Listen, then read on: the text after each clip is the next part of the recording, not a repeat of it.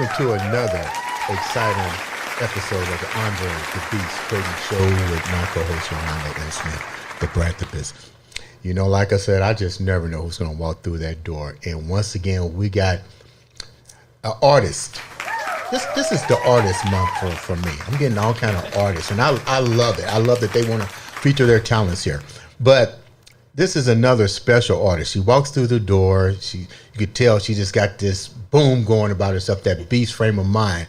And the reason why is her song. We just heard her beautiful new release, and we're going to talk about that and a little bit more of her accomplishments. In the house, we like to welcome none other than the lady herself, Miss K. Huggins. So what's going on? We just heard that. Let's just start with what we just heard. We just heard that song. How do you feel? They played on the radio, and I feel great. I feel great about that song. And a secret that people don't realize I did in that song is it wasn't originally for me. It was originally for Constance Mack, but Nut Bush he produced it, and he was like trying to write the hook and everything, and he was like asking me for ideas. He was like, give me something like just some beautiful words. I was like, well, what is it about? And so then he played it, and then something came to me. Then like the creative juices started flowing. Right. And then I had this idea to sneak in the titles of some of my other songs and one of Nut Bush's songs and one of Bill's songs in the lyrics. Right. So in the first and second verses are titles of my songs and their songs. Before we even get started, I hear it now in my head. Give us a little blow of that new track. The audience want to hear the live version. The live version. Yeah.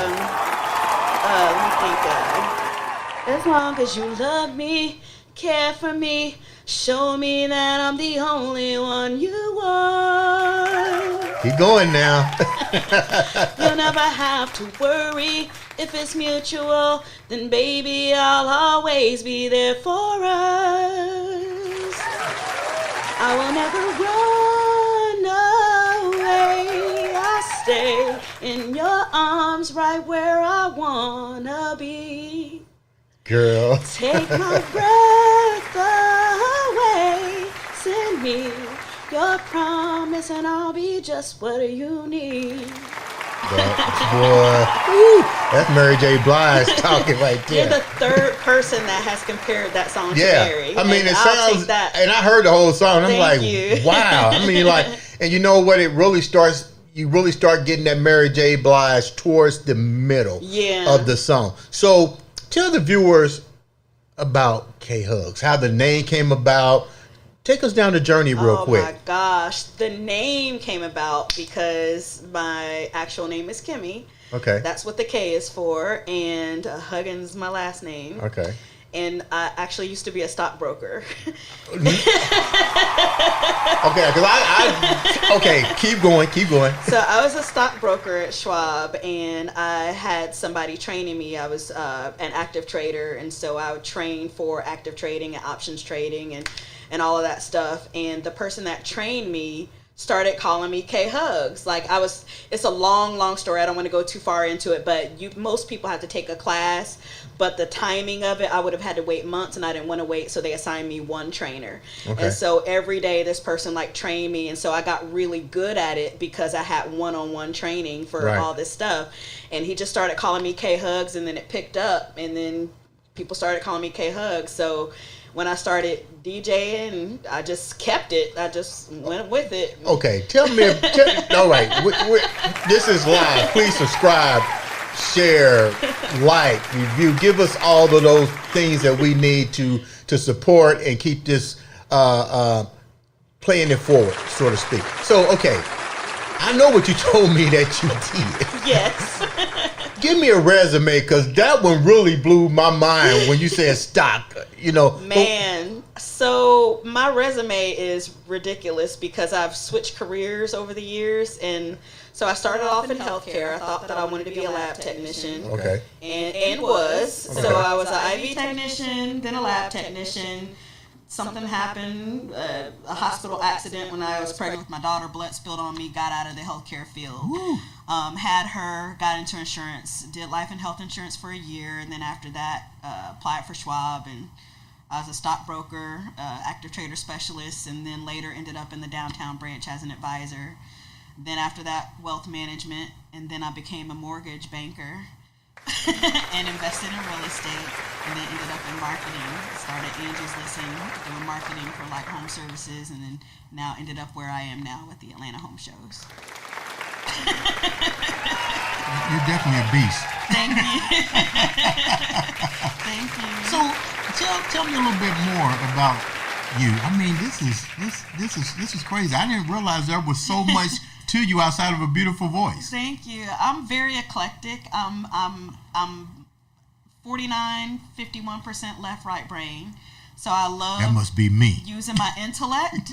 And I love using my creativity, right. And sometimes it comes together with the music. So I use my intellect for the business side of the business and my knowledge. And when I used to DJ and do radio, I use that for that. And then I use... Back up. You used to do what again? DJ? I used to DJ and do radio. Okay. And after lunch with K Hugs. Man. On NeoJazzRadio.com. I like jazz. Not boring jazz. Speaking of jazz, I noticed that you had the jazz vibe in that song. Yes. Is jazz one of your favorites? It's one of my favorites. I grew up on smooth jazz. Yeah. Road trips with my family, and we had it playing in the house all the time, and so I have a love for it. I have twin cousins that are into jazz. My cousin Jared, he plays saxophone. He's with Premium Blend. He just put out a new jazz album. So he's on my new song Chemistry on my Naked album, and that one Chemistry of Mine what? It's on my. I have an album released called Naked. It's called the Naked album. Okay. And Chemistry just hit over 146,000 streams last week. And that's hot. The album's growing. The album is growing. I'm very happy. But Jared did his thing. He's an amazing sax player. He's heavy into like the jazz. He like played at the Jazz Kitchen. He plays everywhere, but he's pretty known in the city. Now we was talking about the music. Yeah. You had your career is crazy. Let's be real. Why music? It doesn't go away. Like it's part of me. Like sometimes I'll wake up in the middle of the night with a song on my mind and I can't go back to sleep until I write it. So did you have that kind of feeling when you were working at Schwab's?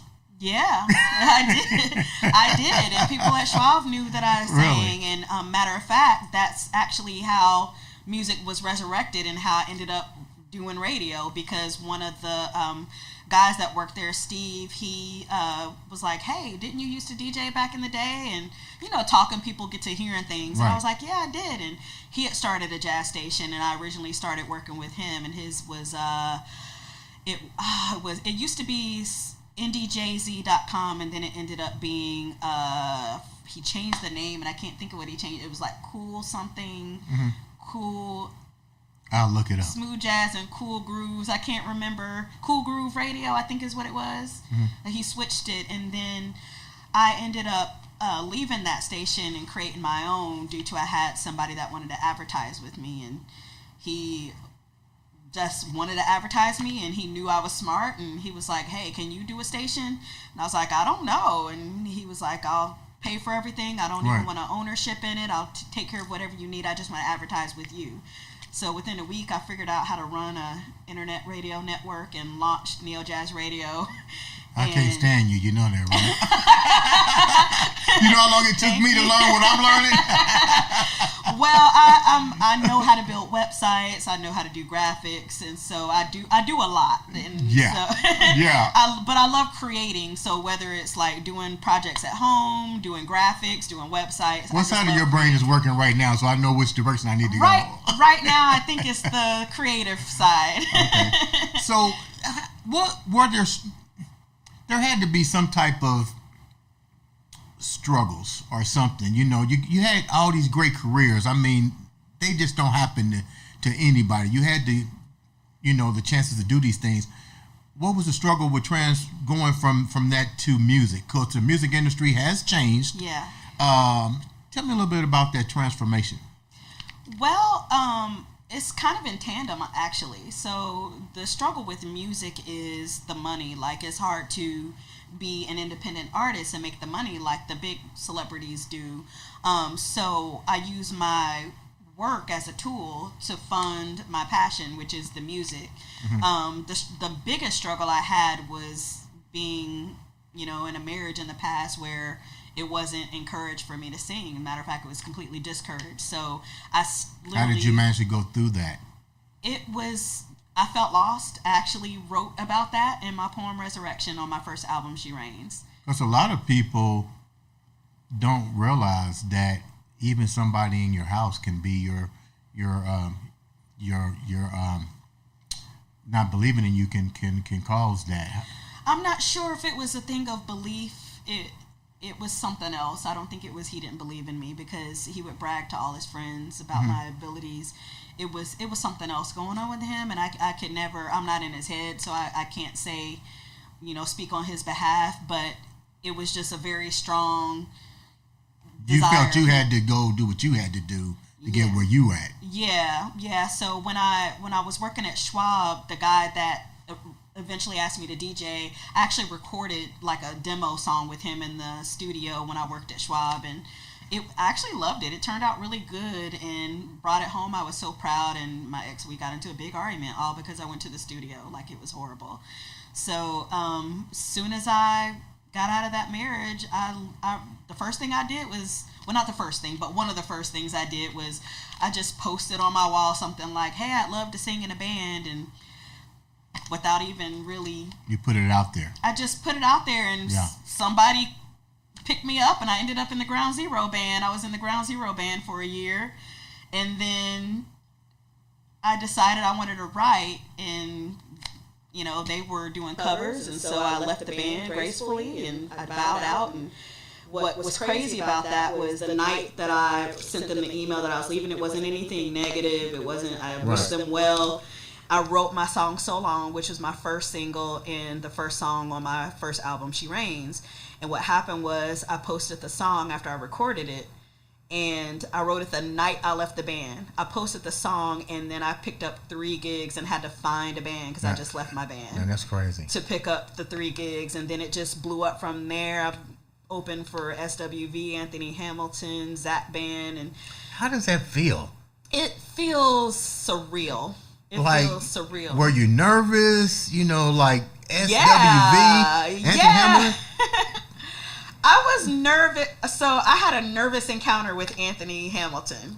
Tell me about it. So my family are big supporters. So all of my siblings, my dad, my mom, we all hopped in an SUV in different cars, and it was in Cleveland, Ohio. Are we there yet?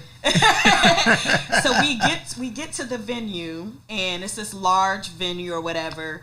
And I had to go and get my family's like wristbands to be able to get into the show. And I had the instructions, and I was supposed to go down the stairs, but I went up the stairs. And when I went up, that's how I ran into Anthony Hamilton. So he's up there with his band and his entourage. They got like a buffet of food, like right at the top of the steps. So I get at the steps, and I see Anthony's like right in front of me, and I'm like looking at him from like lower on the steps. And I was like, "You're Anthony Hamilton."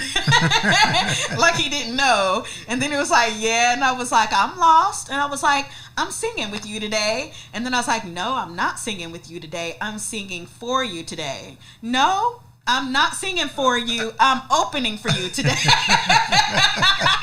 And I'm sure he was like, Lord, I was so embarrassed because I couldn't get out what I was trying to say. I was a little starstruck a little bit, but he was very gracious and gave me a hug and told me where to go. And what happens when you're done with tours, with events like that? Do the more advanced, experienced singers like that come to you and give you some feedback, or is it just they're on their own? Well, you know what? I had that happen once. I don't know if you remember who Noel Gourdin is. He had that song "The River" back in the early 2000s.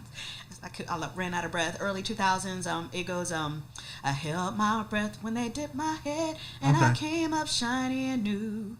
Found out about love in the back of my Impala, where they laid my grandfather too. Now by the river where black folk." So I opened for him in Kentucky. And I would say he's the only like celebrity that watched my whole set before I opened for him. And he came up to me and was like you perform with a passion that I haven't seen in a while. Like, he was very supportive. We follow each other now on social media, and he was just very graceful, and it was kind of crazy because there was another girl from London that opened before him too, and everybody like knew her and loved her, and she had a table with her CDs, I had a table with my CDs, and everybody gravitated to hers. And Noel Gordon, bless his heart, came to my table, was the first one at my table and was the first one to buy my CD. And then when they saw that, everybody followed in line behind him. That's a straight up monkey see, monkey do moment. Yes. But I was very grateful that he did that for me. That was very sweet. So what are some of the? So what is the most impactful thing that has happened since you have now ventured back into the music industry? Impactful. Because get real, your job resume is off the chart. The concert tours is off the chart. So I know something, several things probably has been like mind blowing for you. I've had some mind blowing experiences. I would say within the last year, the two things there's three. Go ahead. I've got 3 different songs that I released in the last 12 months that have all reached over 100,000 streams. And I brought beatboxing back into one of those. That's surreal. Really? The song is called "Oh My God." Look, GAWD. Oh my God. But people love the song, and it's got a real beatbox.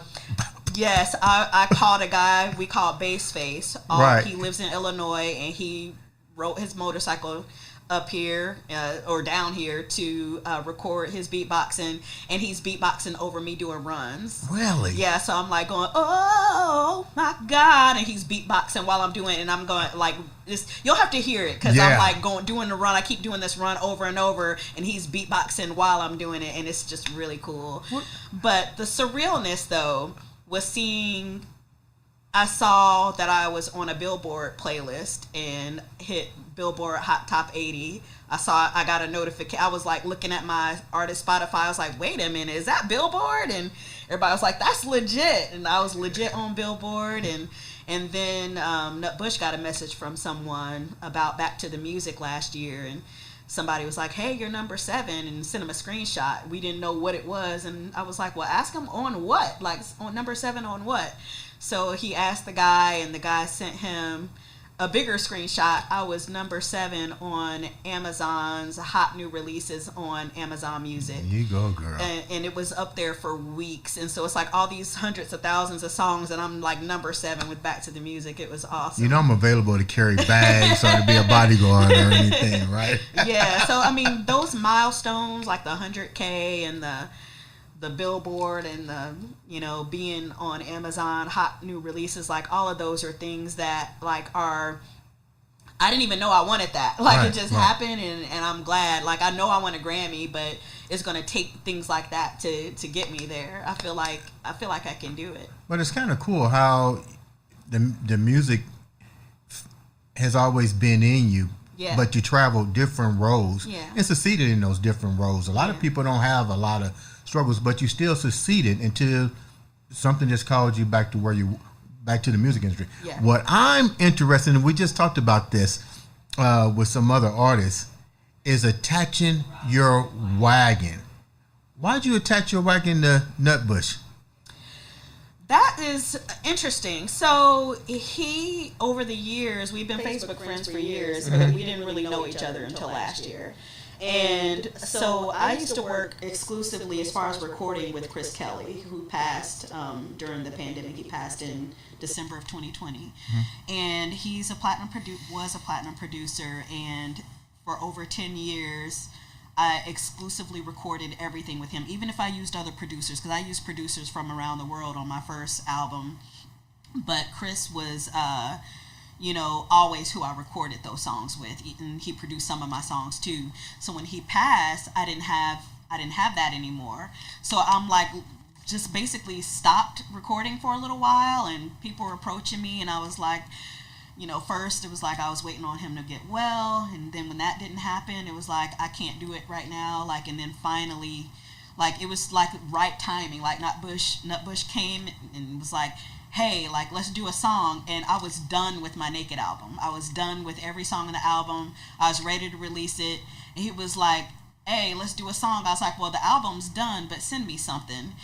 Didn't think anything of it. He sent me the bomb track, Back to the Music. I loved it. And that's the song that, like, took off on the album. Really? So I'm glad we added that as the bonus track on the album. And we also released it as a single. He's a triple platinum artist, correct? He is a platinum artist and quadruple platinum songwriter. So he's platinum as a recording artist on the Nutty Professor album, and he's a quadruple platinum writer on the Key Sweat album. How much has your career and your trajectory in this career changed by attaching your name to someone like that? And this is a two-part.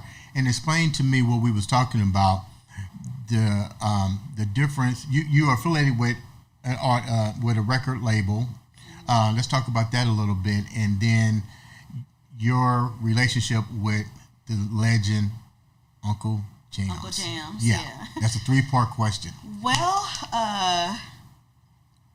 doors have opened that are different doors than I had before when I was working with Chris, because Nutbush is such an accomplished musician. You know, he's, multi-platinum songwriter, artist. He writes, sings, plays multiple instruments. So the brilliance of his, I guess, music ability is elevating my sound. Yeah. So with that, we got Back to the Music, and we have As Long, and he also produced my vocals on As Long. So, I'm like trying to go into my falls. He's like, no, sing from your natural. I was like, what's my natural? Like, he had to explain, like, it's basically, my mom used to always say, sing from your diaphragm. So that's your natural. And so, but it was some sweat. I was literally sweating in the studio with Back to the Music and As Long, because singing that hard, like, it's literally a workout. And I was definitely sweating in the studio and had to take some breaks and drink some water. But yeah, so the elevation of the sound is from that. And then of course, Bill is the business side of the Zoomies Entertainment, and he carries out everything as far as like our showcases and making sure that the pushes go out properly with everybody. So now we operate as a team, and then I do my part with the graphics, because I do album graphics. So I did Hello Me graphics, I did the As Long cover, I did Bill's cover for The Lucky One, and I did Nutbush's cover for Used to Be a Player Fun. Multi-talent. So we all have different roles that we do. Now you guys teamed up with Uncle Jams. Yes, so that connection is through Nutbush as well. So Nutbush was under MeCap with Uncle Jams, and Uncle Jams, of course, he has all of his artists, Kelsey, Damon Carl, 12, K-Rob, I believe is one of the newer ones he has, and he's got several other artists. And so I've been seeing over the years the things that they've been doing, but because of the relationship that Nutbush had with him, now Bill and I are also affiliated with MeCap, even though we're not under MeCap. What is the music industry turning into now? What is it evolving to in your eyes? Well, I would say there's 2 parts to it. So there's a lot of the mainstream, to me, is just kind of cut and dry. It's kind of like repeat, like, everything kind of sounds the same to me.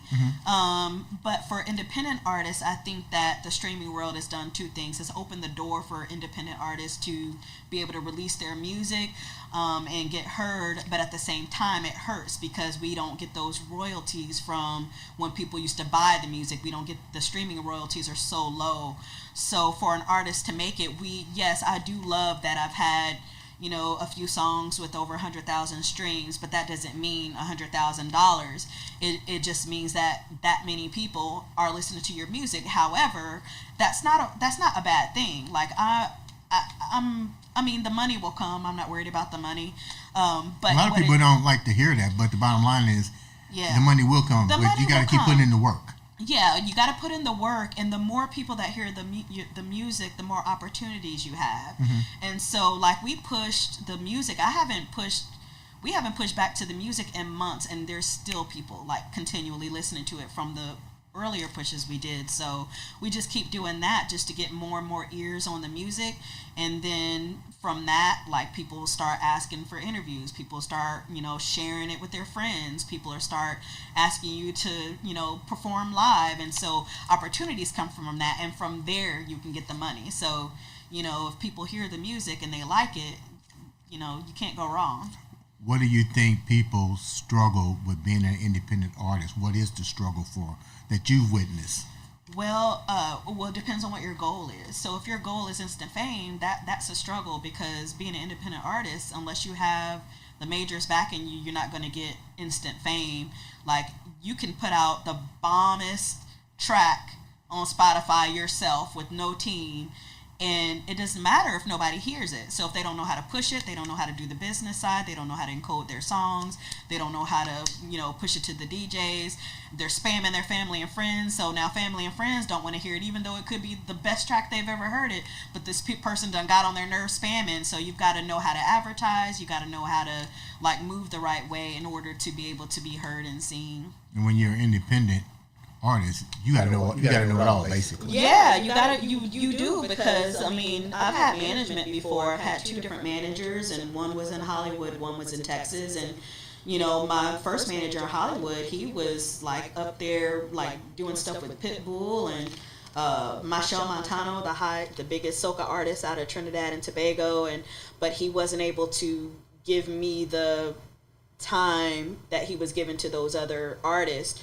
So I didn't re-sign my contract because I was promised these things and it wasn't delivered. So I just was like, well, I might as well just figure it out on my own. If I'm going to be tabled, right, I might as well just do it on my own instead of just being tabled and being sat there.